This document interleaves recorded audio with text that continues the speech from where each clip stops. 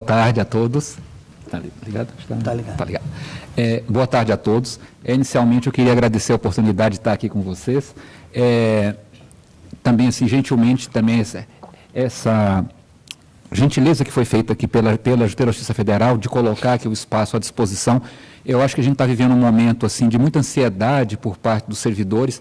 Está se aproximando o prazo final para fazer a migração e a adesão ao FUNPRESP, né, que são duas coisas diferentes. A gente acabou transformando uma coisa na outra, porque está todo mundo falando da migração, a migração, como fazer com a migração. Eu até acabei adotando esse nome também, mas na verdade eu vou até explicar, são duas coisas distintas, né? Na verdade, para você aderir ao FUNPRESP-JUDE, você tem que fazer a migração de regime, em seguida fazer a adesão ao FUNPRESP-JUDE. Você pode fazer as coisas separadamente, né? Você pode aderir ao FUNPRESP, permanecer na sua regra atual, você pode migrar de regime sem aderir ao FUNPRESP. São coisas distintas, mas eu vou tentar explicar isso para vocês. Mas eu acho que, assim, embora a gente esteja já caminhando para o final do prazo, já é uma prorrogação, né? Porque isso, lá quando a lei foi aprovada em 2013, ele dava 24 meses de prazo para que as pessoas pudessem fazer essa opção. E muito pouca gente fez naquele primeiro momento, né? Acho que talvez por desconhecimento, a gente não conhecia o regime de previdência complementar, e isso acabou, de algum modo, mitigando um pouco essas adesões. Quando o prazo, surpreendentemente, foi reaberto em 2016, eu acho que aí acendeu para muita gente esse interesse. E foi motivado por muitas coisas, né? Principalmente a questão da PEC 287, que estava mexendo profundamente com o nosso regime de previdência, e logo na sequência também aquela MP 805, que estava elevando a contribuição previdenciária nossa de 11% para 14%. Isso, de certa forma, acho que mexeu um pouco com esse ímpeto das pessoas de procurar saber e conhecer. Pena que estamos caminhando agora para o final do prazo e eu acho que muita gente talvez não vai ter condição de tomar uma decisão com mais serenidade. E eu digo isso porque eu trabalhei 7 anos com aposentadorias e pensões, regime próprio.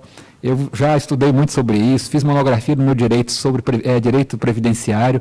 Eu estou fazendo uma especialização em previdência complementar. Participei da criação da FUNPRESP desde quando estava um grupo de trabalho para poder pleitear junto ao Executivo que fosse separado as 3 fundações. Então, eu posso dizer que conheço razoavelmente bem os 2 sistemas, por dentro e por fora. E eu migrei agora em fevereiro. Eu sou um servidor antigo, tenho 26 anos de carreira já dentro do Supremo Tribunal Federal e, para mim, conhecedor, me julgo conhecedor do sistema, não foi uma decisão fácil. Eu fiquei remoendo isso o segundo semestre do ano passado inteiro, pedi o cálculo do meu benefício especial em outubro, dezembro o cálculo ficou pronto, janeiro tomei a decisão, migrei em fevereiro. Então, assim, para mim, que conheço, não foi uma decisão fácil, que dirá para quem não conhece os sistemas, né? Nem o nosso atual e nem a Previdência Complementar. O quão difícil é tomar uma decisão que é para a vida toda, né? Segundo diz a lei, você migra, essa decisão ela é irrevogável e irretratável, né? E é também, principalmente, individual. Quer dizer, não sou eu aqui que vou dizer para você migrar, não é o Luiz Fernando que vai dizer para você não migrar, a gente vai trazer aqui para vocês elementos, né? Prós, contras, eu também procuro fazer isso com muita transparência, sinceridade para vocês, porque também tem senões em relação à previdência complementar? Tem. Não tem nenhum regime que seja perfeito. Então, mas a gente procura trazer para vocês informação, que eu acho que é com mais informação, quanto mais informação tivermos, mais seguro você está para tomar uma decisão, ou de migrar, ou de ficar como está. Bem, eu preparei aqui 14 slides, mas no prazo de 20 minutos eu não vou conseguir falar sobre todos eles. Vai ficar a apresentação aí disponível, vocês podem ler ela com mais calma, tirar mais algumas dúvidas, e também ao final eu estou deixando o meu telefone e o meu e-mail. Qualquer dúvida também, vocês podem dirigir para mim lá na FUNPRESP, que eu irei responder com o maior prazer. Nós estamos, inclusive, vai estar na nossa página lá, vai estar inclusive o número de telefone, nós vamos estar em plantão, eu e mais 2 colegas, neste sábado. Eu volto amanhã, de manhã, mas já vou para a FUNPRESP depois do almoço, vamos ficar o dia inteiro no sábado, 14, e o sábado 21, e salvo engano, acho que o 28 também, vamos ficar lá para poder esclarecer dúvidas também das pessoas. Não vamos fazer atendimento presencial, mas e-mails que vocês mandarem, a gente vai responder tudo no dia, e quem ligar para tirar algum esclarecimento, tirar alguma dúvida, até como fazer simulação, nós vamos estar disponíveis para vocês lá também. Bem, aqui, a quem se aplica, né, a Previdência Complementar? A gente teve um cuidado aqui de colocar aqui todas aquelas situações, eu acho que a gente tem aqui pelo perfil que eu estou vendo, já até conversei com alguns colegas no restaurante também e tudo, a gente tem gente aqui, acho que está nas 4 situações, né? Eu tenho aqui o pessoal que é da paridade e integralidade, que é todo mundo que entrou até 31/12/2003, né? O pessoal do regime antigo aí. Nós, os dinossauros, né, Paulo? Estamos ficando antigão aí já.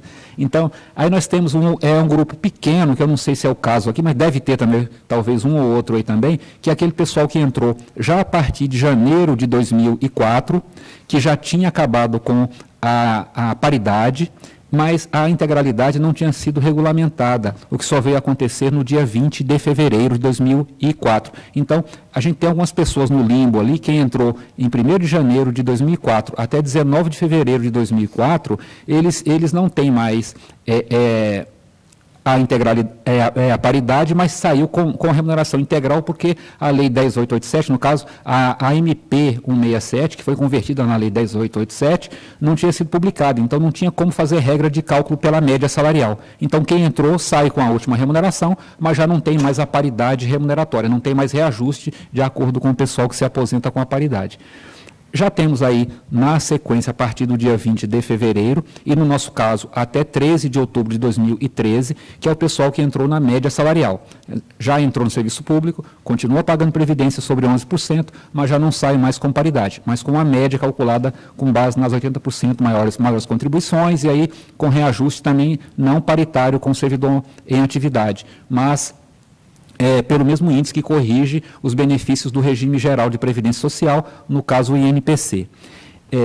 E agora, a partir do dia 14, né, quem ingressou a partir de 14, nós já temos o pessoal que já está limitado ao teto, porque a FUNPRESP já tinha previsão constitucional, mas a gente só poderia limitar o teto de benefícios e, por consequência, de contribuição para o regime próprio, quando você colocasse de pé a Fundação de Previdência Complementar do Poder Judiciário, o que foi feito a partir do dia 14. Então, quem entrou até o dia 13, ele está limitado, está com média salarial. Quem entrou a partir do dia 14, ele está limitado ao teto do INSS, que hoje é R$ 5.645,80, contribui para a Previdência somente sobre esse valor e só leva a esse benefício. Se ele quiser mais do que isso, tem que aderir ao FUNPRESP, ao plano de benefício administrado pela FUNPRESP-JUDE. Bem, aqui quais são as consequências da migração? Eu já falei um pouco sobre isso, né? Primeiro, que você está limitado ao teto do regime geral. Já entrou, quem entrou a partir dessa data, já deve ter visto isso no seu contra-cheque. Você recebe o salário normal, mas a sua contribuição previdenciária é só sobre 5.645, que dá algo em torno de R$ 621 de contribuição previdenciária. O provento de aposentadoria e o benefício de pensão também está limitado ao teto, por consequência. Você só está pagando sobre ele, no regime próprio, você só vai ter este benefício.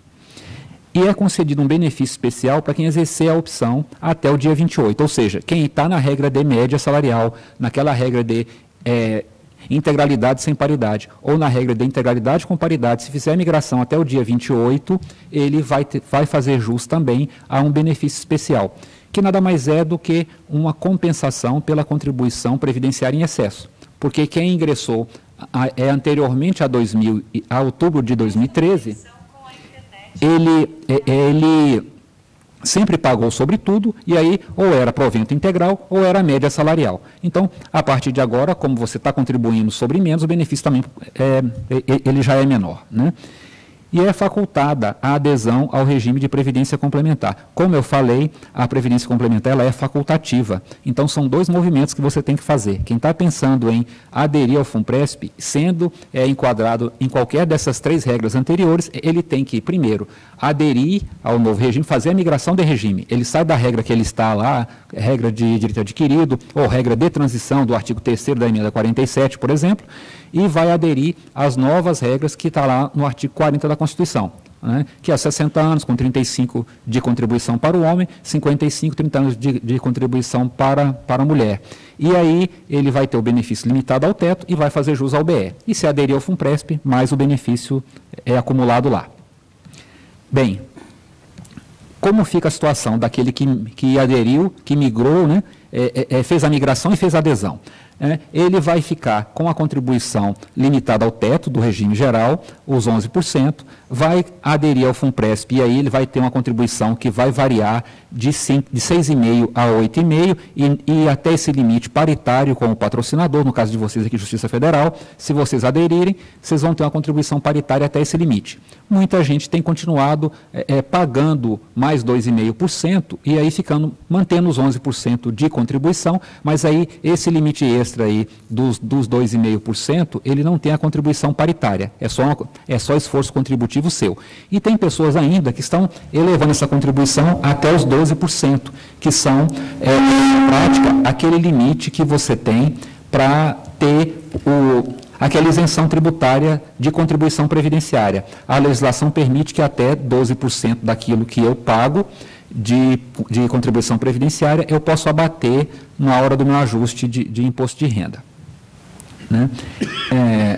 Aqui tem uma questão importante daquele que faz a adesão nessa condição, como participante patrocinado, ele tem o FCBE, que é um fundo coletivo mutualista que vai fazer jus a alguns benefícios, né? Que eu cito ali: a aposentadoria por invalidez, a pensão por morte do participante, o aporte extraordinário, que é para compensar a questão da mulher que se aposenta com menos tempo de contribuição do que o homem, pessoas com deficiência ou que existe atividade de risco ou condições especiais que prejudicam a saúde ou integridade. O que quer dizer isso, gente?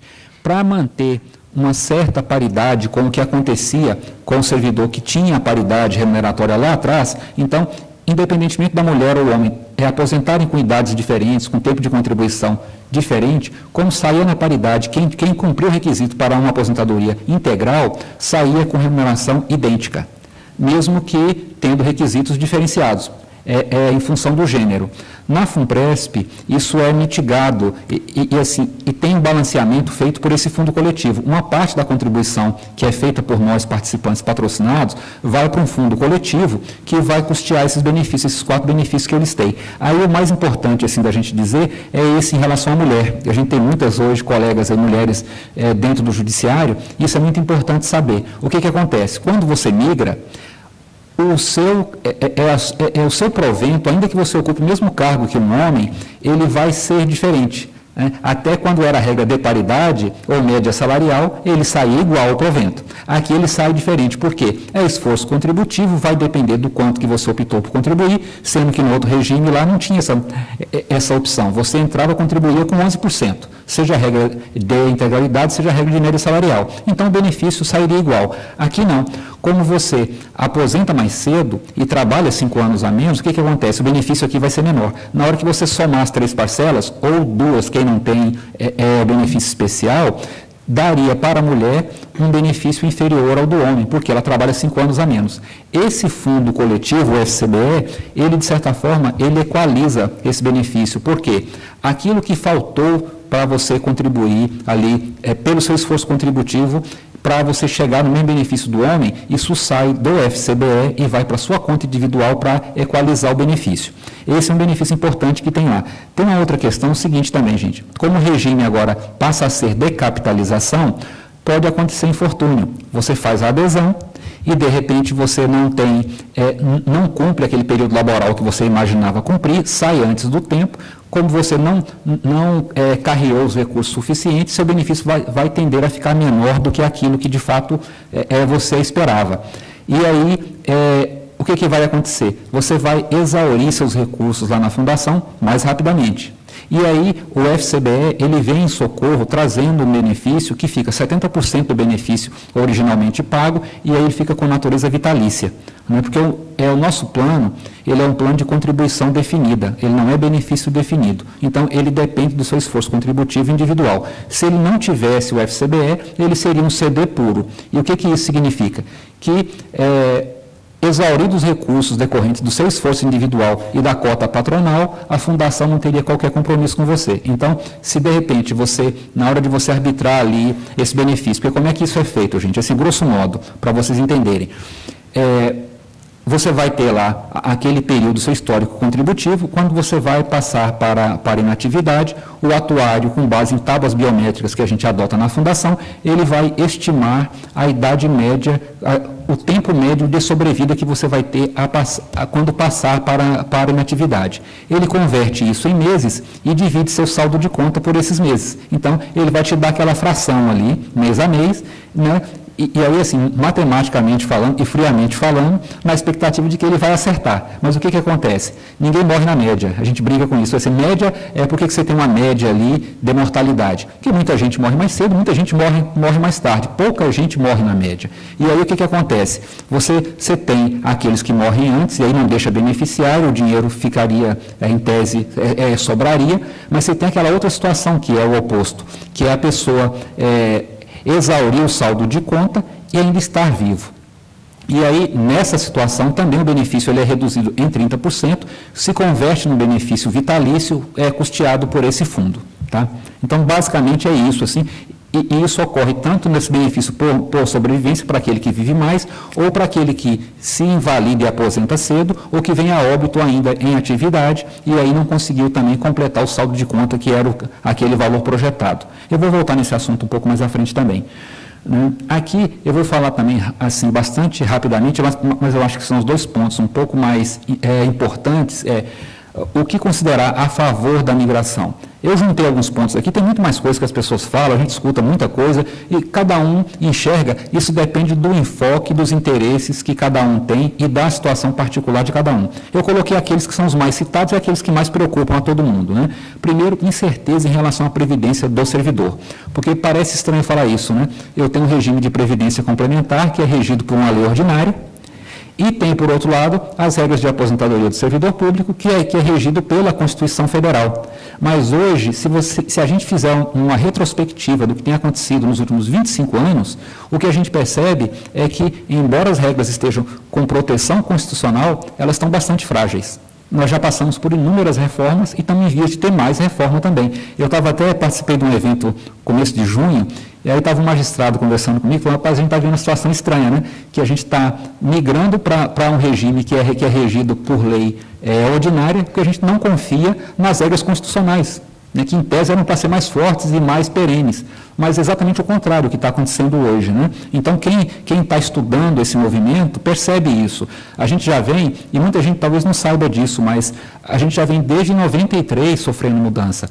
Em 93 veio a primeira grande alteração no nosso regime, talvez os mais antigos, Paulo vai lembrar disso também, alguns colegas de cabeça branca vão lembrar disso também. Até 93 a gente pagava 6% de contribuição previdenciária. Ou seja, nós não pagávamos para nos aposentar, a gente pagava para custear pensão, para custear os outros benefícios previdenciários. Auxílio natalidade, auxílio creche, auxílio funeral, auxílio reclusão, licenças médicas, a gente custeava isso com a nossa contribuição previdenciária, e ela era de 6%. Em 93 veio a emenda constitucional número 3, que trouxe a primeira grande alteração. Passou a dizer que os servidores também eram corresponsáveis pela manutenção e pela sustentabilidade do regime. Em razão dessa PEC, o que aconteceu? 90 dias depois, elevou-se a contribuição previdenciária de 6% para 11%. A gente saiu da contribuição de 6% para 11%, porque até ali nós não pagávamos pelas nossas aposentadorias. Elas eram inteiramente custeadas pelo Estado. Tá? Depois veio ali... Porque a gente tem também uma situação que é um pouco peculiar também. A gente tem as regras, requisitos para poder aposentar previstos na Constituição. Mas aqueles benefícios que a gente pode levar na nossa aposentadoria não é a Constituição que rege, é a Lei 8.112. E a partir de 95, a Lei 8.112 passou a ser aí mutilada, foram tirados todos os direitos que a gente tinha lá, que você podia carrear para a sua aposentadoria. Nós perdemos anuênio, perdemos quintos, possibilidade de levar opção na aposentadoria, aquela promoção do artigo 92, quem aposentava, que não estava no último padrão da carreira, ele ia para o mesmo padrão da classe imediatamente superior, quem já estava no final e que não tinha outro benefício para levar, ganhava 20% de acréscimo quando aposentava, tudo isso acabou. Possibilidade de contar a licença-prêmio em dobro, a própria licença-prêmio, primeiro ela acabou na lei, depois veio a emenda 20 de 98 e proibiu contagem de tempo ficto. Então, assim, nisso se enquadrou principalmente a licença-prêmio não gozada. Quem incorporava 6 meses, 1 ano, você contava 1 ano ou 2 anos, né, se você tivesse esse tempo lá e não tivesse usufruído a licença. Você podia se aposentar contando isso em dobro.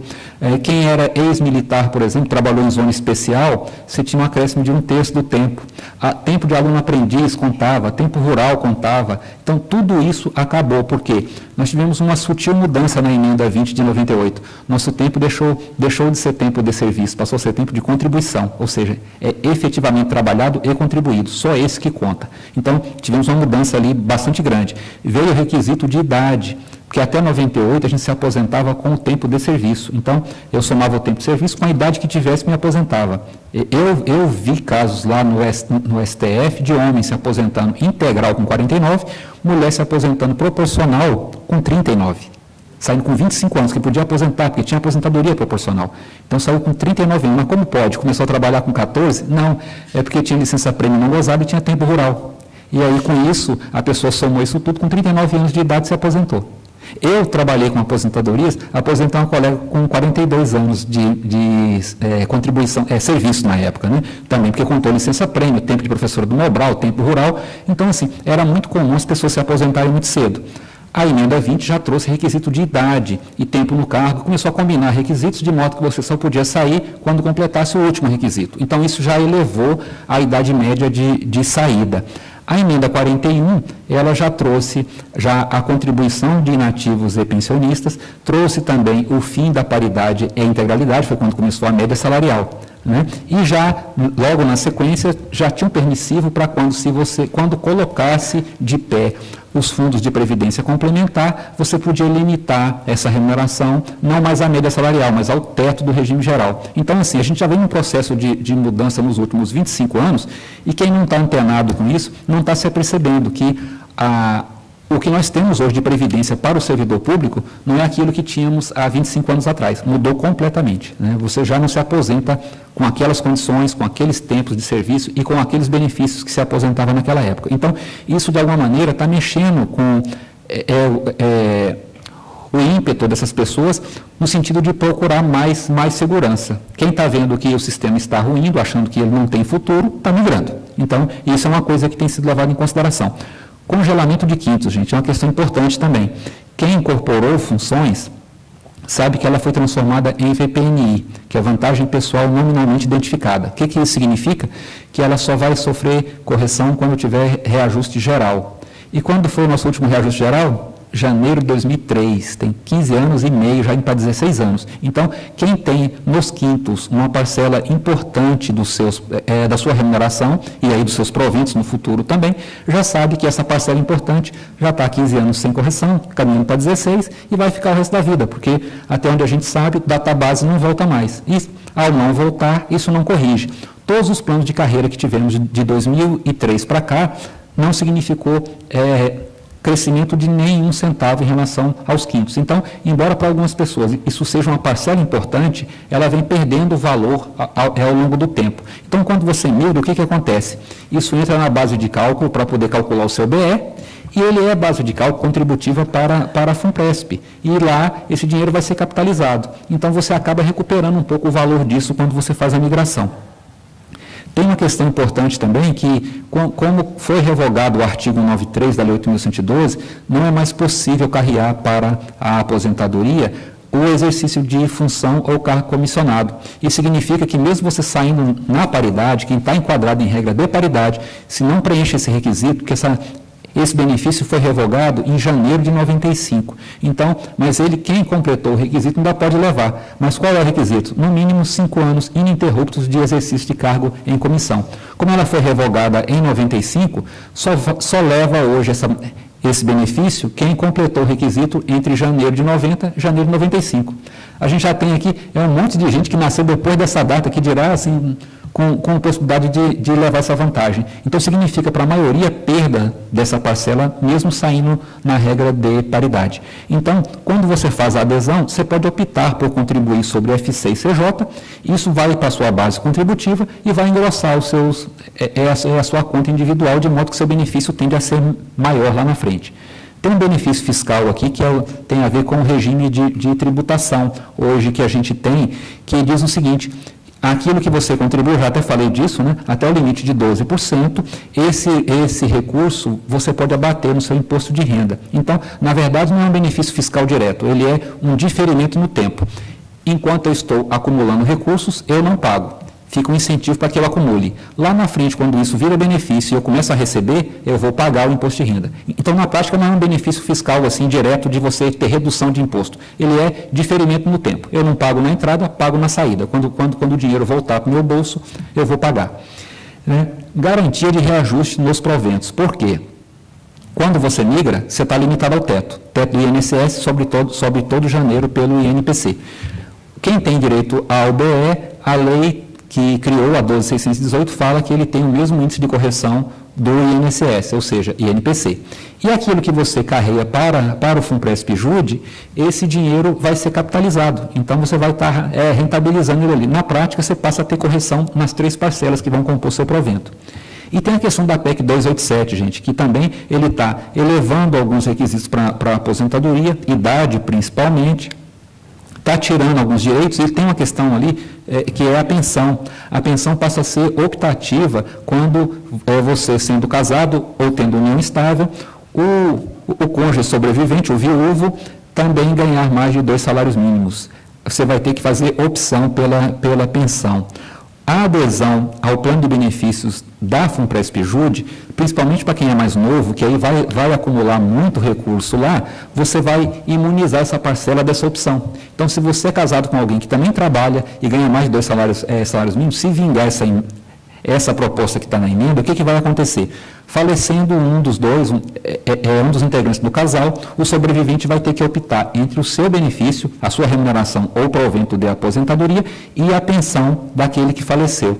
Quando você tem uma parcela atrelada no FUNPRESP, se quem faleceu foi esse cônjuge que estava vinculado ao FUNPRESP-JUDE, tudo que ele acumulou lá tem natureza privada, isso sai fora dessa opção. Então, por exemplo, eu migrei e sou casado com servidora pública, que já aposentou por acaso agora em fevereiro na paridade.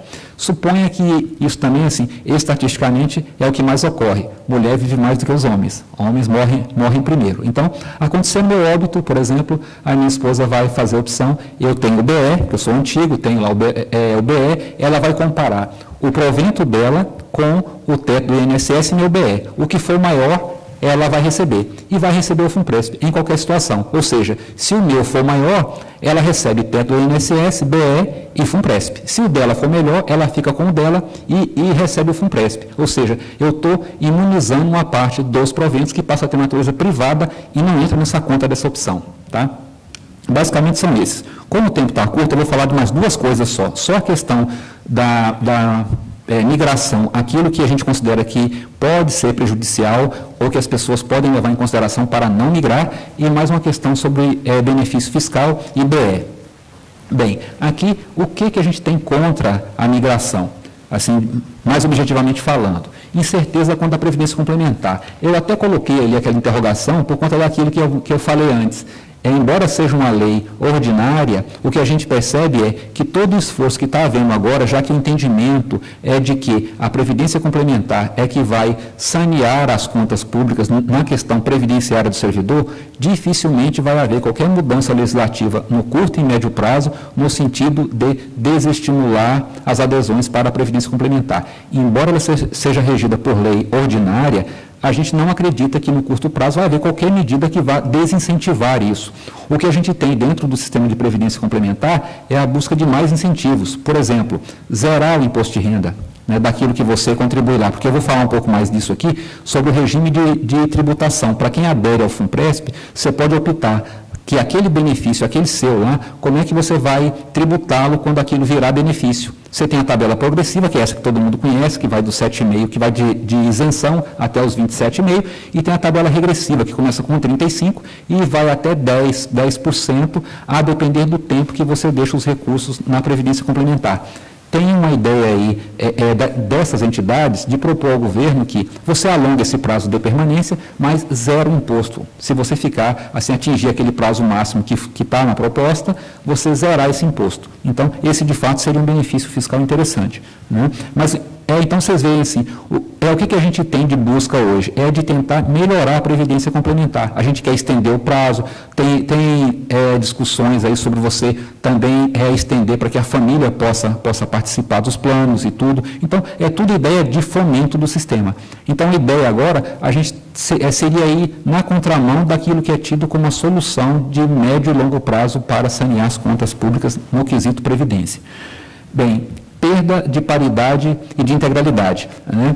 Eu falei no outro lá, essa questão de você passar a ter reajuste, porque, na verdade, isso aqui hoje para a gente virou assim, um ícone, né? Assim, quem é mais antigo faz, poxa, eu vou perder paridade e integralidade. O que significa isso hoje, gente, se você não tem database? Como é que você vai pensar em reajuste hoje com PEC de teto dos gastos? Mas, assim, para muita gente, isso tem um peso muito grande. Então, as pessoas, assim, quem acha que abrir mão disso é um peso muito grande, então não deve migrar.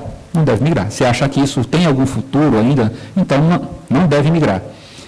Dúvidas quanto ao benefício especial.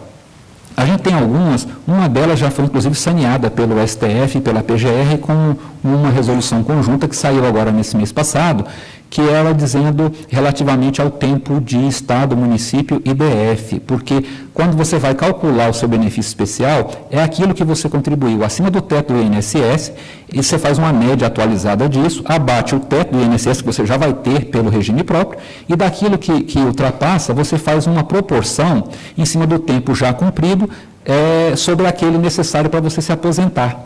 É lá o famoso TC da formulazinha, está lá na Lei 12.618, no artigo 3º. Então, o que ele diz? Você vem no caput do artigo, ele fala o tempo de União, Estado, DF, município. Você vai para a fórmula, ela fala tempo de União. Você vai lá no artigo 22, que fala daquele que está entrando depois que a lei entrou em vigor, ele diz o seguinte, quanto ao tempo de União, Estado, DF, município. Então, a gente não consegue entender. Se eu estou falando o antigo, o tempo dele só conta de União, o novato que entrou depois, mas se ele tem o tempo de Estado, isso entra no BE e do outro não entra, foi erro. Só que a gente não podia resolver isso lá, nós ali, por interpretação nossa. Mas nós levamos essa questão ao STF, eles acolheram e já resolveu. Então, conta todo o tempo. Até porque o Executivo também, assim, por já reconhecer que foi um erro disso na hora de fazer a redação da lei, ele já estava interpretando assim também. Então, isso já foi resolvido de alguma maneira. Tem algumas questões em relação ao BE, que é a questão de tributação de imposto de renda e de previdência, né? Eu tenho meu entendimento sobre isso e vou explicar um pouquinho para vocês daqui a pouco, mas assim, eu acho que, por exemplo, já falando diretamente, imposto de renda para mim paga, previdência não paga. Eu vou explicar isso mais à frente. Bem, óbito ou invalidez precoce, compartilhamento de risco, seguro. O que isso quer dizer? É aquilo que eu falei para vocês, gente. Como a partir de agora, quem migra e faz a adesão, uma parte do seu benefício vai depender do seu esforço contributivo. E se acontecer qualquer intercorrência nesse percurso? Você está estimando que vai trabalhar mais 30 anos, 5 anos depois você sofre um acidente ou tem alguma doença que te incapacita para o trabalho. Você vai se aposentar, você vai parar de contribuir, seu saldo de conta vai ser 1/5, 1/10 daquilo que você estava estimando ter. O que vai acontecer? Na hora que você somar as parcelas do seu provento, ele vai ficar menor do que aquele que era o estimado. Então, para poder mitigar isso, qual é a solução? É contratar seguro. E aí um seguro coletivo que vai, assim, ele é facultativo, mas ele vai prover seu saldo de conta se ocorrer qualquer evento de invalidez ou morte nesse percurso que você estava projetando. Vou trabalhar mais 15 anos, 20 anos. E aí aconteceu qualquer infortúnio no curso desse prazo. Aquilo que faltou para você chegar naquele valor que era o seu valor expectado, a seguradora vem e aporta. Ele não paga para você o seguro, é diferente. Ele paga lá na fundação e vai esse dinheiro para o seu saldo de conta, de modo que você, ao começar a entrar em gozo de benefício, vai ser aquele benefício projetado. Então, isso aí a FUNPRESP não tinha feito, a FUNPRESP-ESE já fez, e nós tínhamos algumas dúvidas em relação a isso, a diretoria anterior não queria correr alguns riscos, mas a legislação foi mudada em relação a isso, ficou muito mais claro. Nós já estamos finalizando os estudos e vamos oferecer o produto até o final do ano, a gente já vai estar oferecendo seguro. O que é o problema? Quem está abrindo mão de média ou de paridade, como eu fiz, e fiz consciente, eu estou sabendo que eu estou correndo risco. Até a fundação poder oferecer o produto seguro, ou eu contrato um seguro fora, ou eu espero e aguardo e corro risco. Eu optei por correr o risco, até porque o teto com o meu BE deu 80% do que eu levaria. Então, eu estou arriscando só 20%. Eu resolvi esperar, quando eu tiver o produto, eu vou contratar. Tem colegas que aderiram, sabendo disso, também que a gente explica isso para todo mundo, aderiram dizendo o seguinte, olha, eu estou satisfeito com aquilo que eu estou levando, isso aqui seria um extra, então não vou contratar seguro nem quando tiver o produto. Então tem gente que, assim, e tem uns que estão dizendo, olha, sem o seguro, por não ter seguro, eu não vou migrar. Então, assim, isso é uma questão importante, né? A depender daquilo que você tem, daquilo que você está colocando em risco, por não ter o produto, isso pode ser um mitigador dessa vontade de você aderir ou não. E tem uma questão importante também, gente.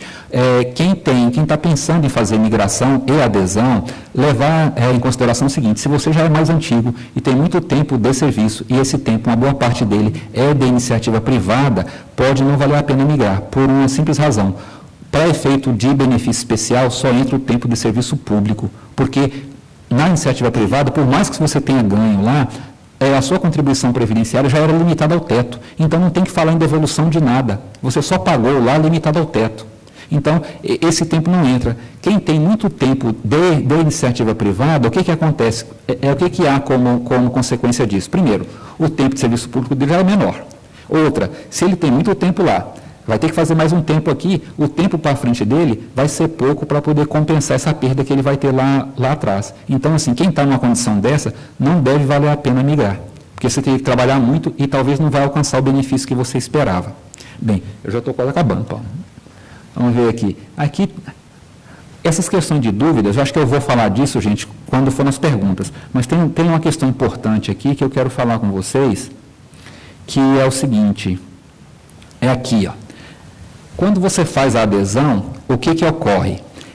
Você pode optar pelo regime de tributação que vai fazer incidir sobre os seus benefícios na Funpresp-Jude. Porque quem está hoje trabalhando como nós estamos aqui, não tem nenhuma opção. Para nós, vale a tabela progressiva. Só que a Previdência Complementar, ela tem, para poder incentivar a adesão e permanência no sistema, uma tabela regressiva, que só é aplicado à Previdência Complementar. E ela tem uma lógica diferente. A tabela progressiva, a lógica dela é quanto mais eu ganho, mais eu pago. A tabela regressiva é outra lógica. Quanto mais tempo eu permaneço filiado ao sistema, menos eu pago. Agora, ela tem um probleminha. Porque a tabela progressiva, embora você não tenha opção, quer dizer, quem está trabalhando, assim, entrou no emprego remunerado, se você ganha acima das faixas de tributação, você vai pagar o imposto de renda e ponto, não tem o que discutir, a tabela é essa. Assim como era a Previdência nossa, não tinha discussão. Agora, o que ocorre? Lá nessa tabela progressiva, se você, por acaso, estando aposentado ali, contrai uma doença especificada em lei, por exemplo, você fica isento de imposto de renda. Na tabela regressiva, embora ela dê uma baita vantagem, porque você vai pagar um imposto de 10% e basta ficar 10 anos vinculado à Previdência Complementar, você vai pagar só os 10%. Por outro lado, isso aí é igual tributação do 13º, é exclusiva e definitiva. Significa que você vai pagar isso para sempre. Assim, mesmo sabendo disso, gente, aqui só para vocês terem uma ideia do dado, a gente tem mais de 10 mil participantes. Praticamente 9 mil optaram pela tabela regressiva. Porque, assim, é a intercorrência, todo mundo conhece alguém que tem alguma doença especificada em lei e que se aposentou e que tem esse benefício fiscal. Mas, embora todo mundo conheça alguém, estatisticamente esse número é irrelevante. A maioria das pessoas são saudáveis e permanece assim por longuíssimos tempos. Mas, assim, é importante saber que isso pode acontecer com qualquer um de nós. Infortúnio pode acontecer com qualquer um. Mas, se você optou pela tabela regressiva, o que vai acontecer? Você tendo migrado, pega a minha situação. Eu migrei, eu vou ter teto do INSS, BE, pago pelo STF. E vou ter o benefício da Funpresp, pago lá pela Funpresp-Jude. Estou na tabela regressiva. Contraí uma doença especificada em lei, uma cardiopatia. Beleza, isso me dá isenção de imposto de renda. Lá no regime próprio, lá não vou pagar nada. Aqui eu vou continuar pagando os 10. Então, essa é a pequena diferença que tem aqui. Nós estamos fazendo um movimento junto ao governo no sentido de mudar essa opção, porque o que ocorre? Qual é o grande problema aqui? Isso aqui você tem até o último dia do mês seguinte ao da sua adesão para você manifestar a sua opção. E se você não faz, o governo te enquadra, aliás, nós somos obrigados a enquadrar você por lei na tabela progressiva. E isso também é irretratável e irrevogável. Ainda que você mude de emprego, por exemplo, saí aqui da Justiça Federal, saí da Funpresp-Jude e passei num concurso para a AGU. Vou lá para a Funpresp-ESE. Tu vai levar o mesmo regime de tributação. Então, dizer assim, porque eu mudei de cargo, eu posso mudar. Não, isso aqui é para o resto da vida. Então, esse é um grande impeditivo, assim, e a gente não vê lógica nisso. Por quê? Eu estou falando do regime de tributação que vai incidir sobre o meu benefício da FUNPRESP, ou seja, de um dinheiro que eu vou receber daqui a 10, 15, 20, 30, 40 anos. Por que eu tenho que decidir isso agora? Eu já levei isso lá no sistema, está sendo discutido para a gente inverter essa lógica. Para essa opção ser feita até o primeiro dia do mês anterior à sua entrada em gozo de benefício. Porque é lá na frente que você vai saber se você está doente, se você tem filho inválido, com que idade você vai estar. Porque lembra, todas aquelas isenções que você tem na tabela progressiva, nessa tabela regressiva você não tem nada. Por exemplo, filho inválido, você não pode abater mais. Você próprio doente, não abate. A parcela isenta, ali de 65 anos, também não abate. Então, a gente queria, assim, eu estava defendendo isso, que levasse essa opção, não fosse até o segundo mês após a adesão, mas até o mês anterior ao seu desligamento do órgão. Aí sim que você optaria. Mas o sistema está com uma proposta assim, levou a minha proposta, mas está com uma proposta mais radical. Aumentar um pouquinho o tempo de permanência, mas zerar o imposto. Se você cumprir o objetivo, zerar o imposto. Se zerar o imposto, acabou o problema. Né? Assim, resolve de uma maneira até melhor. Né? Aqui eu vou falar só do BE, aquilo que eu já expliquei para vocês, aqui. O tempo de contribuição estadual, distrital, municipal está resolvido. O Supremo resolveu, o Executivo também tem um parecer que eles acataram, que a FUNPRESP, JUD, ESE fez, eles acataram, isso está pacificado lá. A questão de imposto de renda sobre benefício especial. Gente, eu entendo que incide, por quê? Essa parcela tem natureza remuneratória, embora ela seja compensatória, eu estou devolvendo o que você contribuiu em excesso acima do teto do INSS. E como é que você calcula o imposto de renda sobre o seu salário? Você pega o seu salário bruto menos a contribuição previdenciária. Então, ele sai da base tributável. Se eu agora vou te devolver aquilo que eu cobrei em excesso, ele volta a ser remuneratório, eu tenho que pagar. Para mim, é simples assim. Eu teria que pagar, acho que não tem muita discussão. Tem uma linha aí na magistratura que está defendendo o seguinte, que isso seria indenizatório. E ao ser indenizatório, não pagaria nem previdência, nem contribuição, nem contribuição para imposto de renda. Só que isso, gente, não indeniza nada. Eu estou compensando aquilo, assim, eu estou te devolvendo aquilo que você pagou a maior. Eu não estou indenizando você, não é o Estado reconhecendo que te causou um prejuízo e está te indenizando por aquilo, não é isso. Eu paguei a maior, optei por outro regime previdenciário, que eu vou ganhar menos, então tem que devolver o que eu paguei em excesso, é simples assim. A questão da contribuição previdenciária. Aqui, assim, embora a resposta seja fácil, a solução é um pouco difícil, porque, primeiro é o seguinte, não tem nem lógica você falar de tributar o BE. Por quê? O que é o BE? Ele é a devolução de contribuição previdenciária. Faz sentido eu cobrar contribuição previdenciária de devolução de contribuição previdenciária? Nem lógica isso tem. A questão é o seguinte, a lei que regula isso é a Lei 10.887, ela é de 2004. Ela não fala de BE e nem podia falar, porque BE surgiu com a Lei 12.618, que é de 2012. 8 anos depois. Então, assim, isso vai ter que ter, assim, alguma provocação. Se o governo, por si só, não tomar esse caminho, quando o primeiro se aposentar, que for cobrado, ele pode se insurgir contra isso, que eu tenho certeza que ele vai ganhar. Mas eu acho que talvez o governo pode se antecipar em relação a isso, ou o próprio judiciário tomar uma decisão em relação a isso e pacificar a questão. Eu acho que aqui cabe imposto de renda, mas não cabe contribuição previdenciária. Por quê? Se você ler a lei com bastante atenção, o que ela fala? Você, quem imigrou, você vai receber o BE junto com a sua aposentadoria, que é o teto do INSS. Se você falecer, o provento de benefício de pensão vai ser pago junto com o BE. O BE fala que ele vai ser pago junto com a gratificação natalina, ou seja, ele está sempre dizendo que não é a mesma coisa, porque você não precisava dizer. Né? Ele fala, você vai receber a sua aposentadoria mais o BE. Você vai, se falecer, a pensão vai ser o benefício do INSS mais o BE.